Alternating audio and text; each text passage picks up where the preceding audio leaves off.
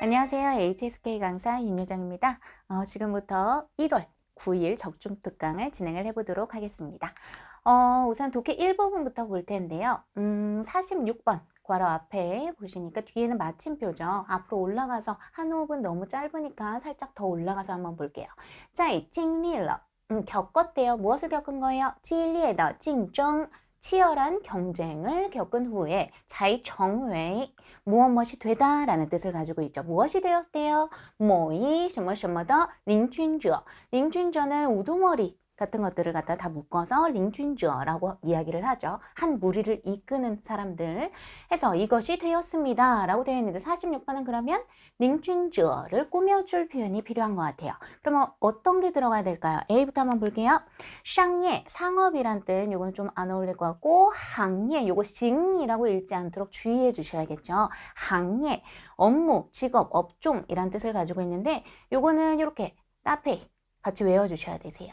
종실 항예 하면은 이러한 업종에 종사하다 라는 표현, 종실 공조 하면은 어떤 일에 종사하다 라는 표현이죠. 5급에 자주 나오기 때문에 이렇게 세트로 무조건 묶어서 하나 기억을 해두시고요. 그 다음职业는 직업이란 뜻, 그 다음 시학무, 시학무를 우리가 사전을 찾다 보면은 항목이라고 되게 많이 나와요. 근데 항목이라고 외우기보다는 종목 혹은 프로젝트라고 외워주시면 훨씬 도움이 되실 거예요. 종목이라고 외우실 때 이렇게 세트로 외우시면 좋겠죠. 비사이 시학무 하면은 시합 종목이 될 거고요. 프로젝트는 뭐 공투어 시학무 해서 같이 묶어서 외워주시면 나는 오늘 회사에서 아주 중요한 일 업무를 맡았다. 일 프로젝트를 맡았다 해서 공주어 시항무, 비사이 시항무 하시면서 이 뜻을 떠올려 주시면 좋을 것 같아요. 의미상 제일 맞는 게 뭐예요? 항예가 제일 맞겠죠. 어느 하나의 업종의 우두머리가 비로소 되는 것이다 하면서 끝이 날 거예요. 그 다음 47번 한번 가볼게요. 이 자리가 지금 비어 있는데요. 이것도 뒤에 마침표니까 앞으로 올라가서 한번 볼게요. 只有 40% 的企业 오직 40%의 기업 발전 시토까지가 전부 다 S겠네요. 기업 발전의 형세가 良好 비교적 좋았고요. 그 다음 有 10% 什么什么 发展困境 발전이 곤란함을 겪었다라는 표현이 필요할 것 같아요. 그죠? 47번의 A부터 한번 볼게요. 다오피는 도피하다. 세트 단어 이렇게 같이 외워주셔야겠죠. 다오피 현실, 현실을 도피하다. 현실 도피하다. 다오피 현실 자주 쓰겠죠. 다오피 문티도 많이 나옵니다. 어떠한 문제를 도피하다. 라는 표현. 그 다음, 挑选. 挑选 모르더라도 요 选이라는 글자는 알고 계시죠? 선택하다. 라는 뜻, 똑같은 뜻이에요. 고르다, 선택하다. 挑选. 그 다음, 面临도 자주 나오는 5급 단어 중에 하나죠. 面临问题 하면은 문제에 당면하다, 직면하다. 쿤난이랑 함께 쓰면 어려움에 직면하다 라는 뜻이 될 거고요. 요거, 쿤징이라는 표현이랑 같이 쓰면 공경에 처하다 라는 표현이 될 거예요. 그래서 우리 아까 전에 쿤징 한번 본 적 있죠? 답은 C가 되겠구나. 마주했다, 직면했다, 발전의 어려움에 직면을 했습니다. 10%의 기업들이. 그 다음 꽝린은 알고 계시죠? 우리 자주 쓰는 거 환인 꽝린 알고 계실 거라 믿습니다. 48번 시작해 볼게요. 부르는 뭐뭐와 상관없이 라는 뜻을 가지고 있죠. 老子好的历史 역사가 얼마나 뭐하든 상관없이 只要比别人 다른 사람보다 慢一步 한 걸음 더 늦게 되면은요. 随时 언제든지 또 그냥 뭐 할 가능성이 있대요. 落后出局 도태될 가능성이 있습니다 하면서 끝이 나죠. 역사와 관련된 표현이 필요합니다. A부터 볼게요. 요지오, 유구하다 라는 뜻으로 요거는 꼭 외워주셔야 되는 거. 요지오의 历史 하면 유구한 역사라는 뜻으로 끝이 나죠. 그 다음 요 형태도 하나 외워주세요. 역사가 유구하다, 历史很悠久, 历史很悠久. 요 두 가지 형태로 달달 외워주시고요. 그 다음 B는 보니까 连续 형용사로 연속하다, 계속하다 라는 뜻 가지게 되고 C는 广泛 형용사로 광범위하다, 폭넓다. 요거 세트로 많이 사용이 되죠. 广泛使用 해서 광범위하게 사용되다 혹은 광범위하게 응용되다 해서应用이라는 동사랑도 세트로 많이 사용이 되고요. 그 다음 兴趣广泛 해서 흥미가 아주 광범위하다 혹은 취미, 아이하오 아이하오가 아주 광범위하다 형태로 주어 이 두 가지랑도 세트로 많이 나온다는 거. 그 다음 파다는 형용사로 발달하다 라는 뜻을 가지고 있는데요. 자, 여기다 적어놓은科技는 과학기술이죠. 科学技术의 줄임말입니다. 과학기술이 발달하다 혹은 技术, 기술이 발달하다. 이 형태로 많이 사용이 되는 형용사입니다. 그럼 역사랑 관련된 표현 필요하죠? 답은 A겠구나. 바로 알 수가 있을 거예요. 독해 이 부분 한번 볼게요. 우리 A, B, C, D 보면 앞에 두 글자가 지금 똑같죠? 세로 줄 내리고 이 뒷부분만 한번 볼게요. 이게 뭔지 몰라도 괜찮습니다. 넘어가세요. 没有牙齿, 뭐가 없대요? 이가 없다. 이거는 다 밑줄 그어둬야 될 것 같고요. 그 다음에 生活, 생활을 한대요. 어디에서 생활해요? 温暖的水域, 따뜻한 물구역에서 생활을 하고 있습니다. 따뜻한 곳에서 살고 있대요. 그 다음 C 볼게요. 是具有, 가지고 있다. 무엇을 가지고 있어요? 社会行为, 사회 행동을 가지고 있다. 사회성을 가지고 있다. 그 다음에 是体型, 체형이 最大的, 가장 크대요. 이런 절대적 어휘에 는 동그라미를 하나 쳐두시고요. 가장 크대요. 가장 큰 해양 동물이다. 해양 생물이다. 바다 생물이다. 가장 크대요. 위로 올라가서 한번 볼까요? 이것은 무엇이래요? 일종의 大型海洋动物. 큰 형태의 큰 몸집을 가진 바다 동물입니다.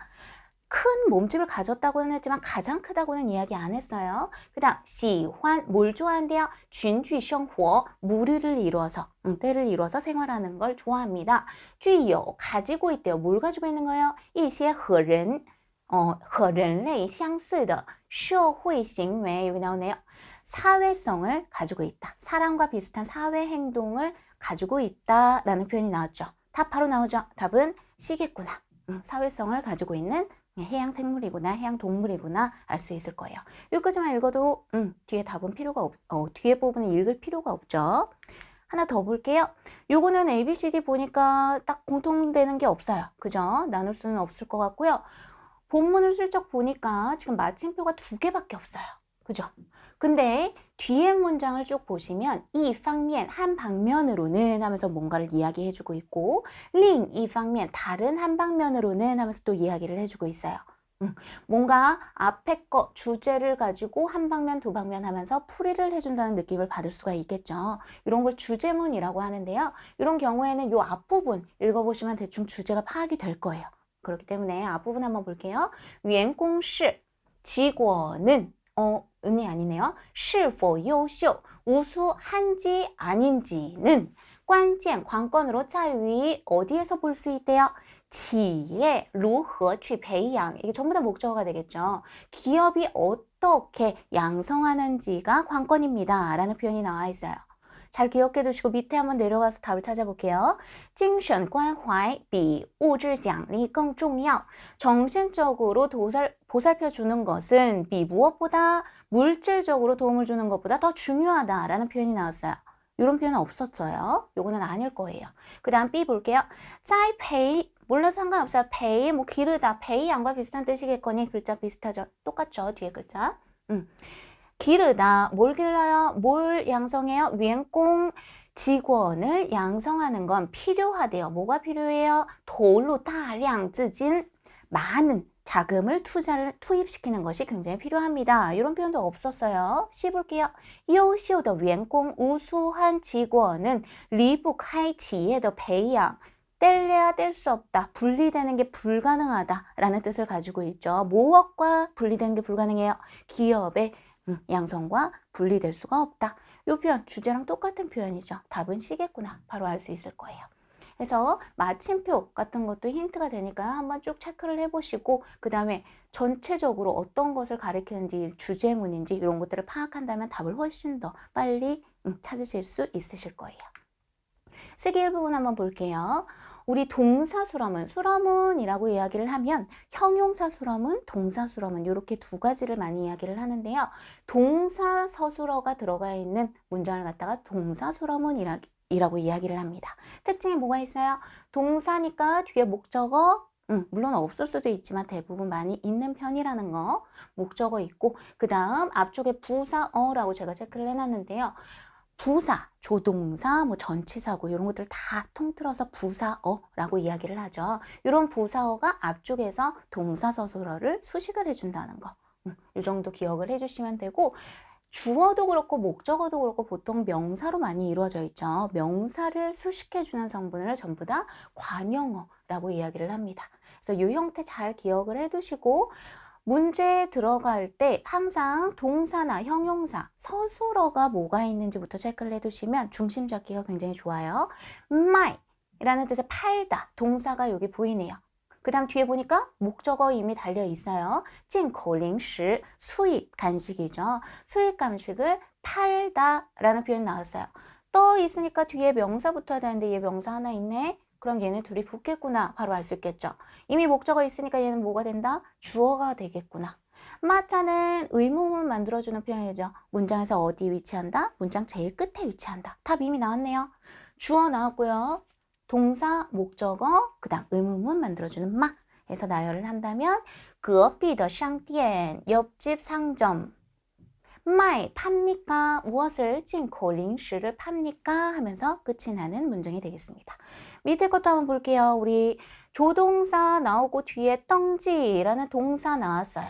떵지는 뭐 기록하다 라는 뜻을 가지고 있죠.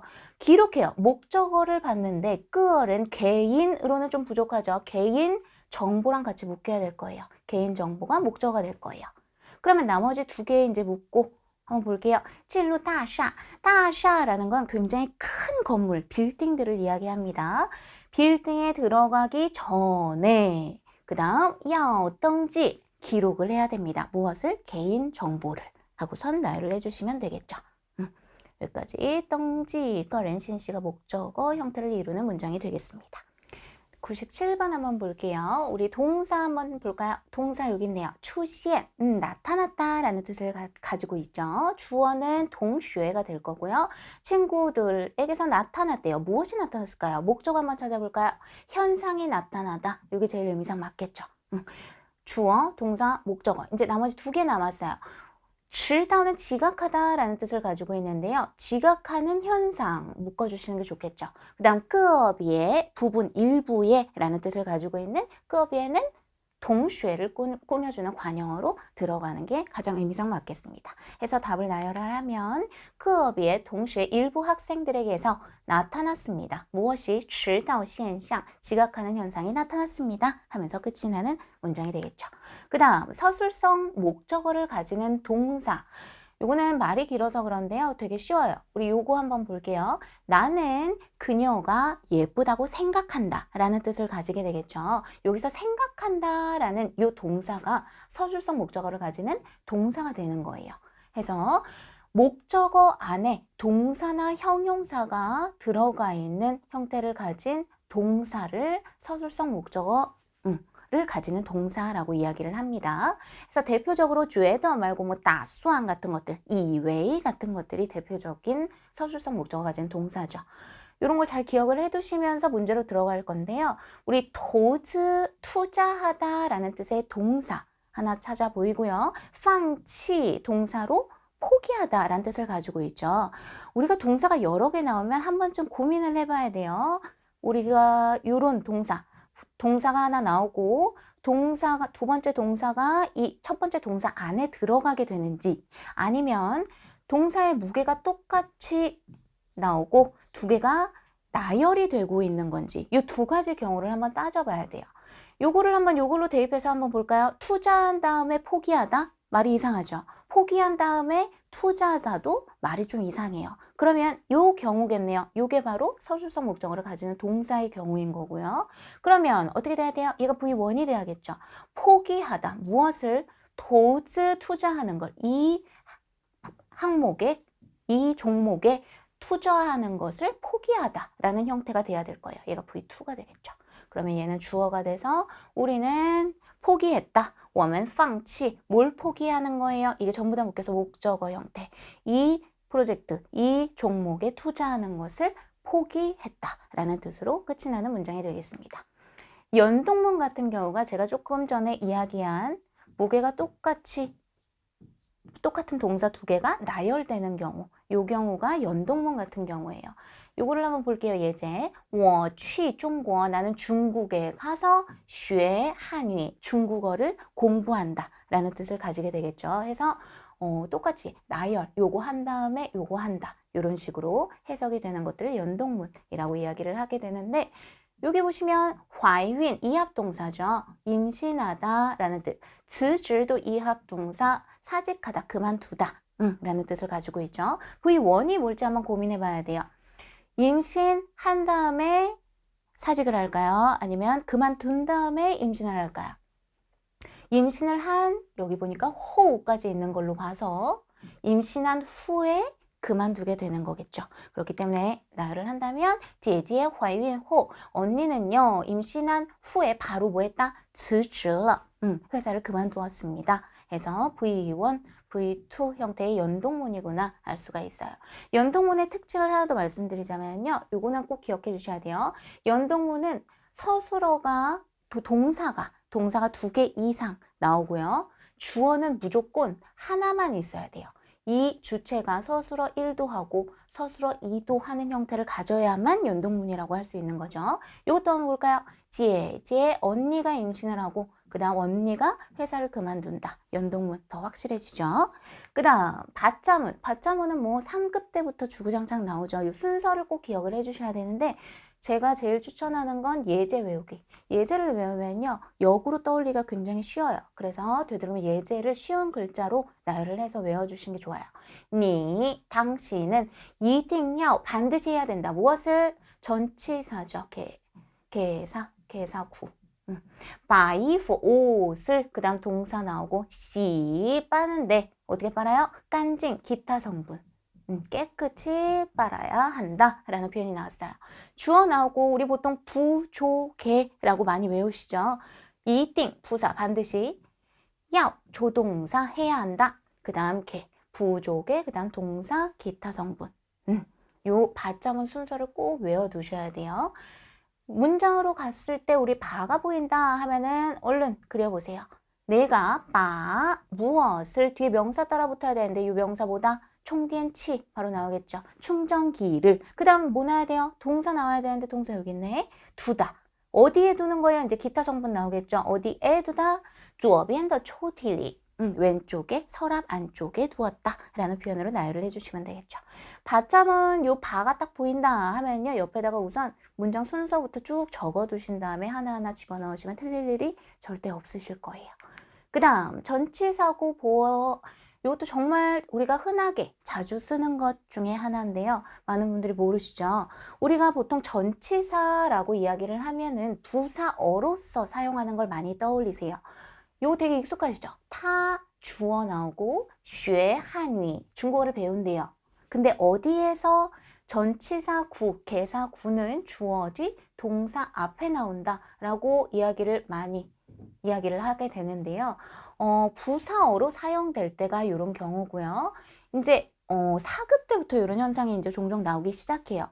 동사나 형용사 뒤에, 보통은 동사 뒤에 나오죠. 동사 뒤에 전치사구가 나오는 형태도 많이 보게 됩니다.